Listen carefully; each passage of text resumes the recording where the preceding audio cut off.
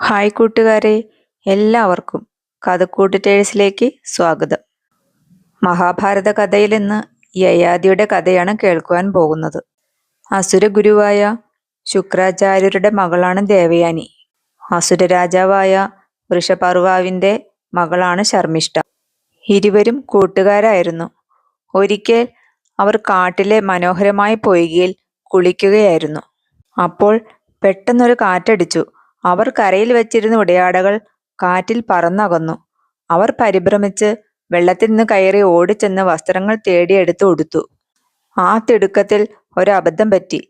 ബ്രാഹ്മണകുമാരിയായ ദേവയാനിയുടെ വസ്ത്രമാണ് രാജപുത്രിയായ ശർമ്മിഷ്ഠ മാറിയെടുത്തത്. ദേവയാനി കുപിതയായി. അവൾ ചൊടിച്ചുകൊണ്ട് പറഞ്ഞു, മര്യാദയില്ലാത്ത ആസുരി, നീ എനിക്ക് ശിഷ്യയല്ലേ? നീ എന്തിനാണ് എൻ്റെ വസ്ത്രം എടുത്തത്?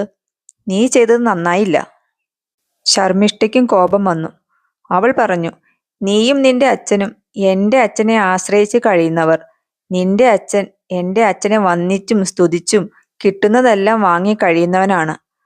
അങ്ങനെയുള്ളവൾ നീ എന്താണ് യാചകി എന്നോട് പറഞ്ഞത്? കടുത്ത വാക്കുകൾ അന്യോന്യം പറഞ്ഞ് ആ യുവതികൾ കലഹിച്ചു. എൻ്റെ വസ്ത്രം തരൂ എന്ന് ക്രുദ്ധയായി പറഞ്ഞുകൊണ്ട് ദേവയാനി ശർമ്മിഷ്ഠയുടെ ഉടയാടത്തുമ്പിൽ പിടിച്ചു വലിച്ചു. പിടിയും വലിയുമായി. അതിനിടയിൽ ദേവയാനി അടുത്തുള്ളൊരു പൊട്ടക്കിണറ്റിൽ വീണുപോയി.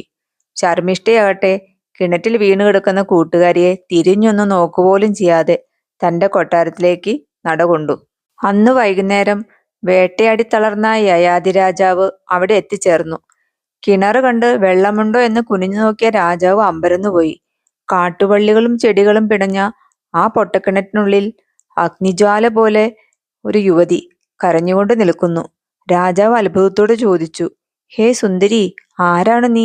നീ എങ്ങനെ ഇതിനുള്ളിൽ പെട്ടു? ദേവയാനി മുകളിലേക്ക് നോക്കി. കിണറ്റിനരികിൽ രാജവേഷധാരിയായ ഒരു യുവാവിൻ്റെ പൗരുഷമിയെന്ന മുഖം കണ്ടു. അവൾ പറഞ്ഞു, ശുക്രമഹർഷിയുടെ പുത്രിയാണ് ഞാൻ.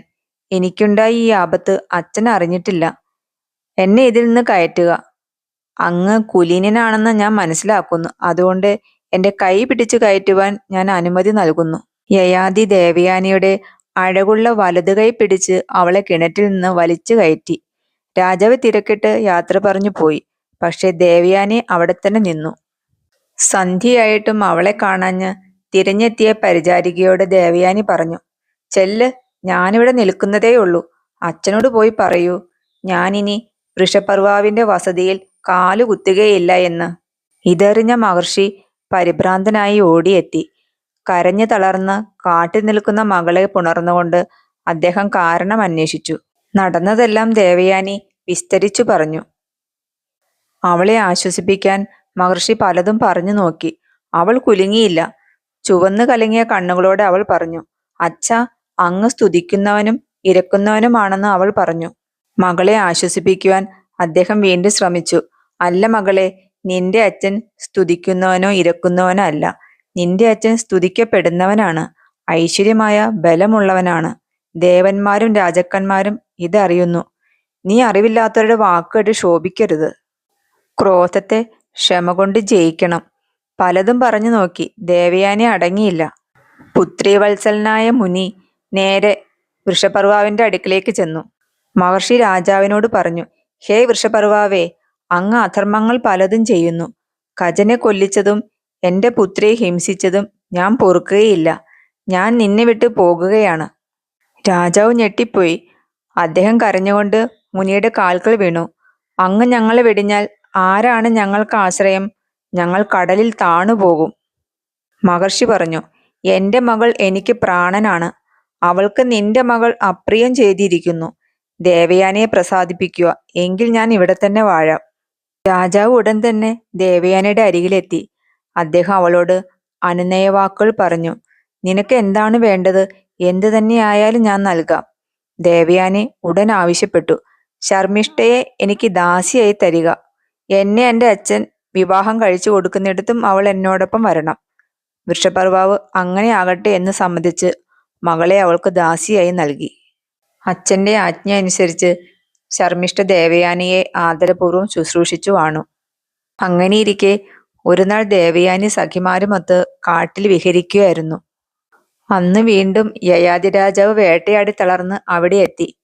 തേജസ്വിനിയായ ദേവയാനിയെയും അവളുടെ കാൽ തടയിക്കൊണ്ടിരിക്കുന്ന സുന്ദരിയായ ശർമ്മിഷ്ഠയെയും കണ്ട് കൗതുകത്തോടെ നോക്കി നിന്നു. സുന്ദരിമാരായ നിങ്ങൾ ആരാണ്? രാജാവ് ചോദിച്ചു. ദേവയാനി പറഞ്ഞു, ഞാൻ ശുക്രാചാര്യന്റെ മകൾ ദേവയാനി. ഇവൾ എന്റെ ദാസി, വൃഷപർവാവിന്റെ മകൾ ശർമ്മിഷ്ഠ. വൃഷപർവാവിന്റെ മകൾ എങ്ങനെ ദാസിയായി എന്ന് അത്ഭുതപ്പെട്ട രാജാവിനോട് ദേവയാനി പറഞ്ഞു. വിധിയാണ് എല്ലാം തന്നെ. അങ്ങ് ആരെന്ന് പറഞ്ഞാലും ഞാൻ യയാതിയാണ് എന്ന് രാജാവ് പറഞ്ഞു.